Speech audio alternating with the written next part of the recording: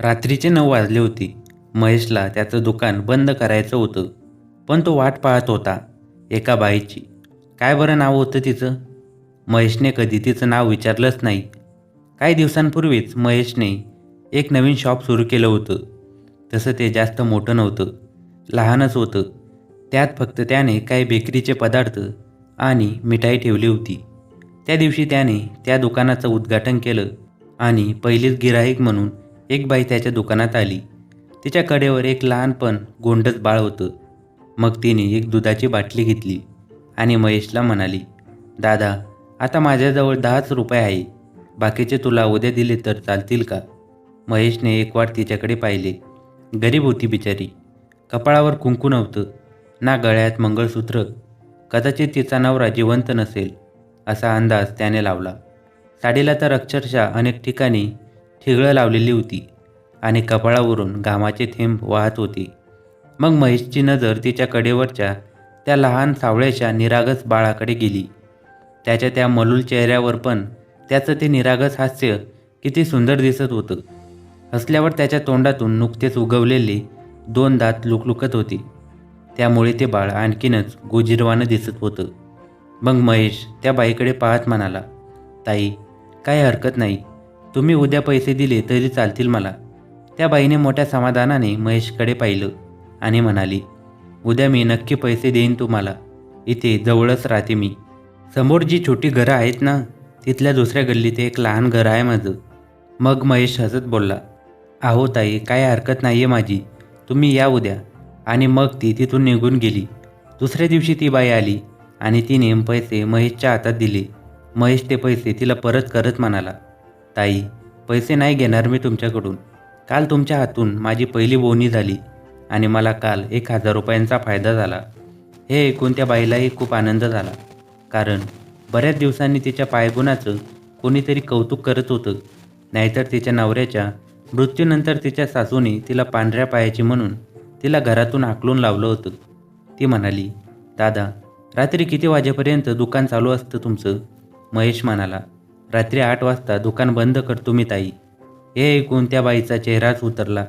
महेशने हे लगेच ओळखलं आणि तिला विचारलं, काय झालं ताई, काही अडचण आहे का?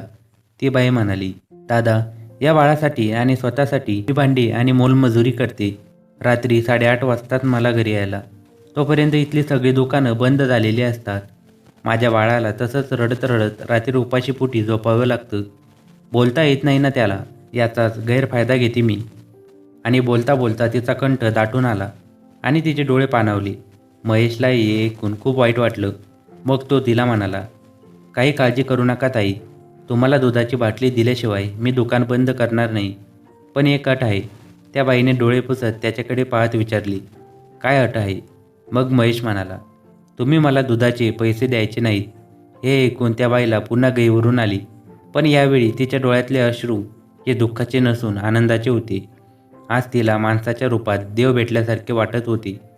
त्या दिवसापासून रोज रात्री ती बाई या दुकानात यायची आणि दुधाची बाटली घेऊन जायची. असे करता करता 6 महिने उलटून गेले होते. पण रोजच्या काबाड कष्टामुळे ती गरीब बाई हळूहळू आजारी पडू लागली होती. हळूहळू तिचे शरीर आणखीनच कृश बनत चालले होते. त्या दिवशीही महेश असाच दुकानावरून तिच्या येण्याची वाट पाहत होता. घड्याळात तर 9:30 वाजले होते. इतक्यात ती बाई महेशच्या दुकानात आली. महेशने लगेच फ्रीज उघडून दुधाची एक बाटली काढून तिच्या हातात दिली. आज तिचा चेहरा खूपच निर्जीव वाटत होता. आजारपणामुळे डोळ्यांखालील काळे घेरे खूपच वाढलेले होते. बाटली देऊन महेश फ्रीजचे दार बंद करण्यासाठी मागे वळत तिला म्हणाला, काय ताई, आज खूपच उशीर केला यायला. आणि दार बंद करून त्याने मागे वळून पाहिले तर समोर कोणीच नव्हते. त्याला वाटले आज उशीर झाल्यामुळे घाईगडबडीत लवकर निघून गेली असेल. आणि मग त्याने आपले दुकान बंद केले आणि तो घरी निघून गेला. दुसऱ्या दिवशी ठीक 8 वाजता ती बाई पुन्हा आली आणि येऊन फक्त उभी राहिली. मग नेहमीप्रमाणे महेशने तिला फ्रीजमधून दुधाची बाटली काढून टेबलवर ठेवली. इतक्यात काहीतरी वस्तू खाली पडली. म्हणून ती उचलायला तो खाली वाकला आणि परत उभा राहून पुढे पाहतो तर त्याच्या लक्षात आलं की दुधाची बाटली घेऊन ती बाई निघून गेली होती. पण का कुणास ठाऊक महेशला त्या दिवशी तिचा चेहरा बघवत नव्हता. खूपच अशक्त झाली होती ती बाई. तिसऱ्या दिवशी पुन्हा ती बाई ठीक 8 वाजता आली आणि दुधाची बाटली घेऊन निघूनही गेली. महेशने आज तिचा चेहरा जरा निरखून पाहिला तर तिचा चेहरा पांढराफट्ट पडला होता. तिच्या चेहऱ्यावरचं तेज तर केव्हाच नाहीसं झालं होतं. महेशला कळून चुकलं की ती बाई खूपच आजारी आहे आणि पैसे नसल्यामुळे ती डॉक्टरकडे गेली नसणार. त्याने लगेच आपलं दुकान बंद केलं आणि घरी निघून गेला. मग त्याने आपल्या बायकोला त्या बाईबद्दल सर्व हकीकत सांगितली. महेशची बायकोसुद्धा अगदी त्याच्यासारखीच प्रेमळ स्वभावाची असल्याने ती त्याला म्हणाली, चला आपण तिच्या घरी जाऊन येऊ. तिला एखाद्या चांगल्या डॉक्टरकडे घेऊन जाऊ व तिचा उपचार करू. महेशला तिचं बोलणं पटलं आणि तिचा अभिमानही वाटला, कारण त्याची हीच इच्छा होती. मग तो आपल्या बायकोला घेऊन त्या बाईच्या घरी निघाला. तिचा पत्ता अजूनही त्याला चांगलाच लक्षात होता. मग ते दोघेही तिच्या घराजवळ आले तर तिथे आजूबाजूला दूरदूरपर्यंत कुणाचेच घर नव्हती.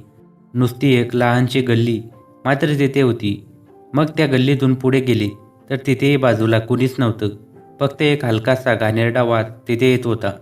मग त्यांनी त्या बाईच्या दाराचं दार ठोठावलं, पण दारावर थाप मारताच ते दार चटकन आत लोटलं. मग ते दोघे आत गेले. तसा त्या घाणेरड्या वासाचा एक जोराचा भपका त्यांच्या नाकात शिरला. तसा दोघांनी नाकाला रुमाल लावला. तरीही ते दोघे आणखी आत गेले. आतमध्ये खूप अंधार होता आणि लहान बाळाच्या खेळण्याचा आवाज त्या अंधारातून येत होता.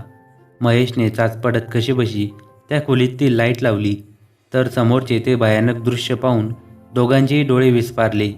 दोघांनाही मोठा धक्का बसला. समोर ती गरीब बाई मरून पडली होती आणि तिचे शरीर हळूहळू सडू लागले होते. तिच्याकडे पाहून वाटत होते की 3-4 दिवसापूर्वीच तिने जीव सोडला होता. पण तिचे डोळे अजूनही बाजूला खेळत असलेल्या तिच्या लहान बाळालाच पाहत होती. तिचे डोळे एकदम निर्विकार झाले होते, जणू रडून रडून तिच्या डोळ्यातले पाणीच आटून गेले असावे. त्या निर्जीव देहाचे ते निर्जीव डोळे मात्र सजीव असल्यासारखे त्या बाळाकडे एकटक पाहत होते आणि ते निरागस बाळ मात्र हसून आपल्या आईच्या डोळ्याकडे पाहत खेळत होते. त्या निरागस बाळाला तर हेही कळत नव्हतं त्याच्या आईने केव्हाच आपले प्राण त्यागले आहे. बाजूलाच 3 रिकाम्या दुधाच्या बाटल्या पडलेल्या होत्या. जणू त्याला असा विश्वास वाटत होता की त्याच्या आईने मेल्यानंतरही त्याला उपाशी राहू दिले नाही. ते दृश्य पाहून दोघांच्या अंगावर शहारे उभे राहिले. खरोखरच त्यावेळी ते दृश्य अगदी हृदय हेलावून टाकणारे होते. महेशला तर विश्वासच बसत नव्हता की गेले 2-3 दिवस एका मेलेल्या आईचा आत्मा आपल्या बाळासाठी त्याच्याकडून दूध घेऊन जात होता. मग महेशने त्या बाळाला उचललं आणि आपल्या बायकोच्या हातात सोपवलं. तिनेही खूप प्रेमाने त्या बाळाला जवळ घेतलं. मग त्या दोघांनीही विधिवत त्या बाईच्या शरीराचे अंत्यसंस्कार केले आणि त्या बाळाला दोघांनीही दत्तक घेतलं. महेशला आजही या गोष्टीची जाणीव आहे की त्या बाळाच्या आईचा आत्मा आजही त्याच्याबरोबरच राहतो. तर मित्रांनो, तुम्हाला ही कथा कशी वाटली कमेंट्समध्ये नक्की कळवा. आणि हो, चॅनलवर नवीन असाल तर नक्कीच आमच्या चॅनलला सबस्क्राईब करा, जेणेकरून तुम्हाला अशाच प्रकारच्या नवीन नवीन कथा पाहता येईल. धन्यवाद.